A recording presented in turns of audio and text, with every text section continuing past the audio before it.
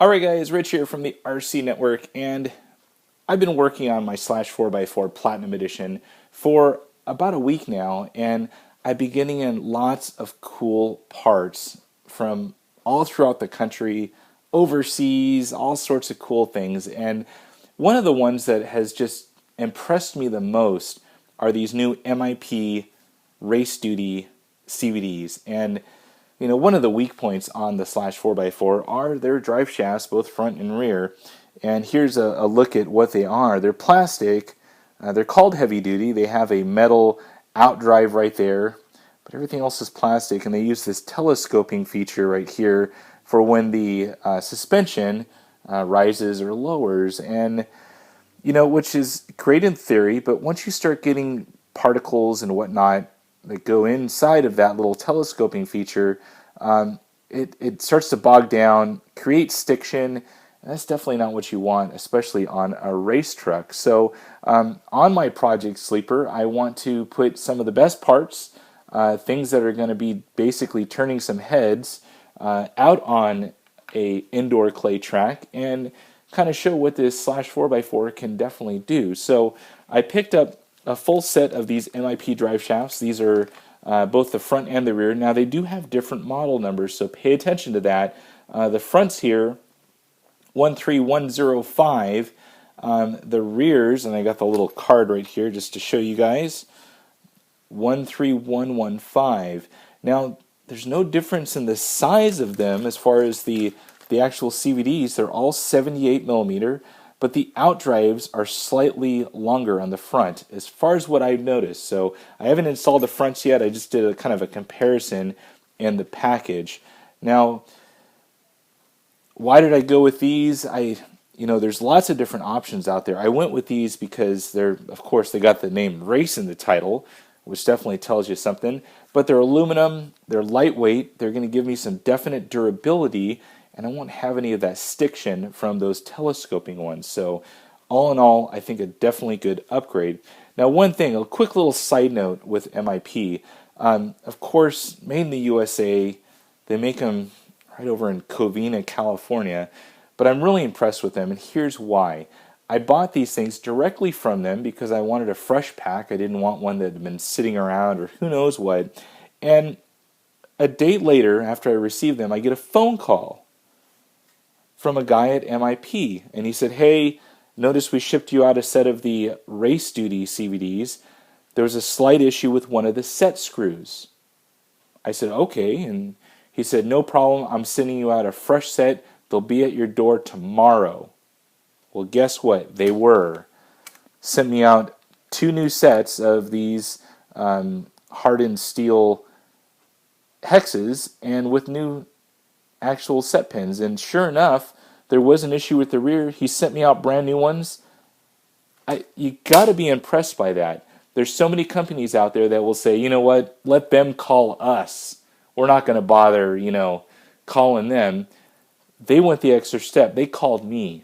Very impressive. So this is going to be a quite lengthy video. I'm going to go not step by step, but kind of take you through the progress of installing these. And I'm also going to do a quick little weight difference. We'll measure these things on the scale and see what the weight penalty is. Of course, they're going to be a little bit heavier because there's more metal involved, both alloy and steel.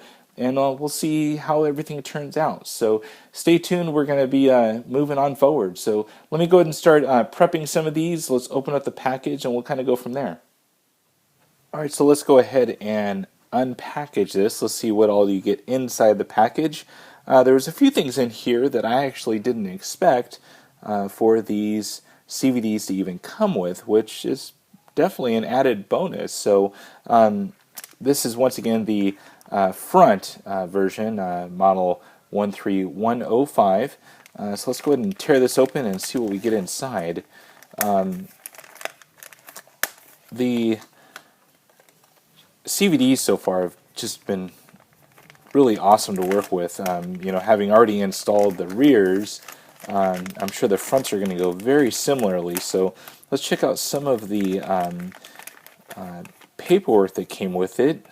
I know it's just CVDs, but they come with some pretty cool things. Of course, we get our MIP stickers, which is always an added bonus. to tell what products you have on your vehicle or in your pit area. Pretty cool. They give you a little, reminder to kind of reuse the little, this little kind of thing that came with it. This little deal here. Once you're done using the grease and the blue thread lock, so nice little added thing from MIP. Inside here is going to be a full color copy of all the instructions. So it's going to give you, what holes that you can use as far as your shock mounting positions on the bottom. Looks like you can't use the two most inner ones, probably because the CVD will end up coming loose. So it looks like the outer three are definitely going to be usable. Other warnings on there. And then a full exploded view of the CVD. So pretty nice. It's all in color, which is just awesome that they're including that. And then lastly, it does have a little caution read, what to put where as far as the grease and also the blue thread lock. So very nice that they're actually including that. And inside this little kind of case right here, I'm going to snap it open for you guys. They give you a little dab of both the grease, which I've used on the rear, and also the blue gel Loctite. It's a pretty cool little item there, actually.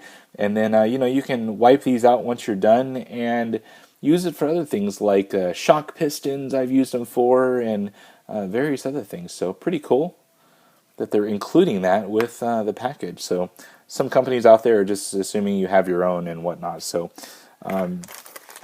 inside the bottom package here, let's go ahead and slice this thing on open. We'll take a look at everything inside here. So let's do the package stuff first as I spill everything out here. Inside here is going to be a few things. There's going to be a few nuts and washers, the through pins, and let's select some crush spacers. It also gets you wheel nuts as well, so that's a pretty cool little added feature. There's going to be the metal wheel hexes with the incorrect screws. Once again, they sent me the correct ones, and also a 1.5 millimeter Allen wrench to turn those. So pretty cool there. As far as the outdrives for the diff, there are those. They are made of steel, so definitely can handle some added torque and whatnot from the motor. So very, very nice. They're going to use that through pin to go all the way through the little stub coming off of the rear or front diff. So all in all, very nice. The outdrives, or I'm sorry, the stub axles, once again, very heavy and made of steel once again. The front and rears are different, and the coolest thing about these is there's a flat surface on each of these outdrives. That hex nut actually matches up to there, and you don't need any kind of through pin or anything like that. Matches up there, and it has a little set screw that goes in and mates it right to that little outdrive. Pretty cool. Now of course the best part of these are these super lightweight CVD bones. So these things are 78 millimeters, has a little laser etching on there. They're very large, actually, larger than what I expected for a 10 skill short course. And they have the little taper right there to step down to the smaller portion. So I think they've really done a good job of designing these things. Super lightweight, light rotational mass, all what you want in these little CVDs. So we're going to go ahead and put one of these things together and kind of compare them to the stock ones. And I'm back now, and I've got one of the full CVDs put together, and it's kind of, obviously not attached to the vehicle with the outdrive yet because I want to weigh these things in. But I want to show you guys really quick how well these things just go together. Super, super nice. Lightweight as far as the dog bone there. You have the nice outdrive there with that metal hex, so you don't have to worry about plastic ones. They give you all the grease and everything, Loctite. These things are just super smooth.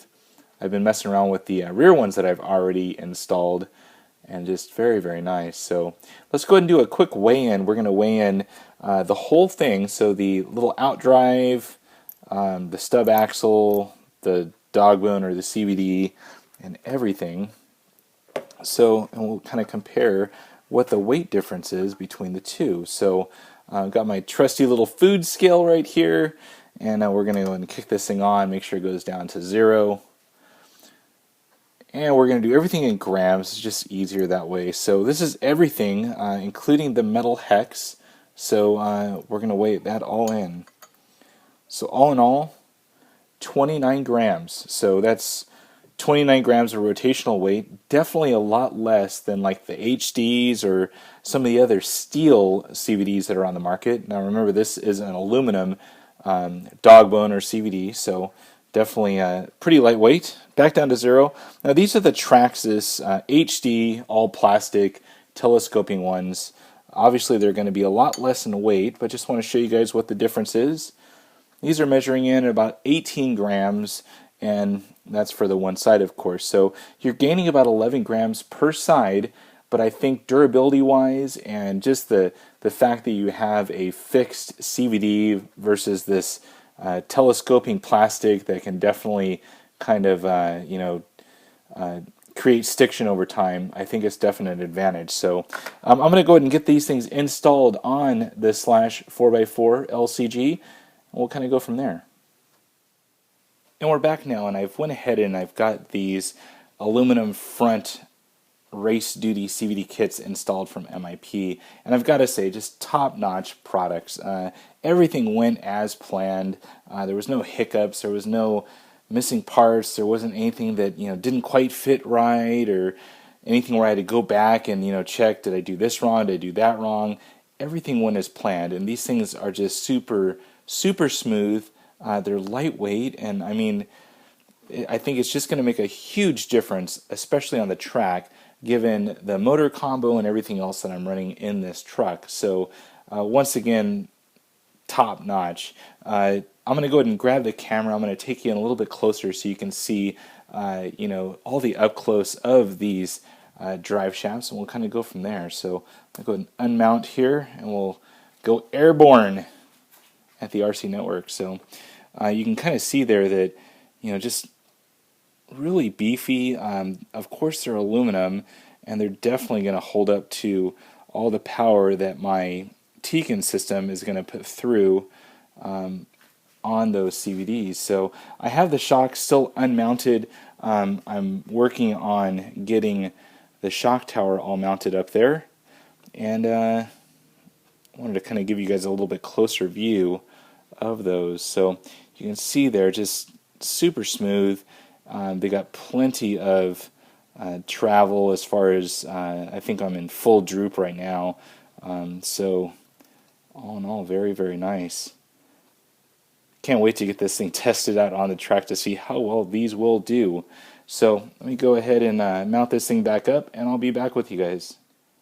Alright guys, well that's it. That's pretty much all I got to show you for today. I hope you guys enjoyed this little kind of how-to on the MIP Race Duty CVD kit for the Traxxas Slash 4x4 and also the Rally.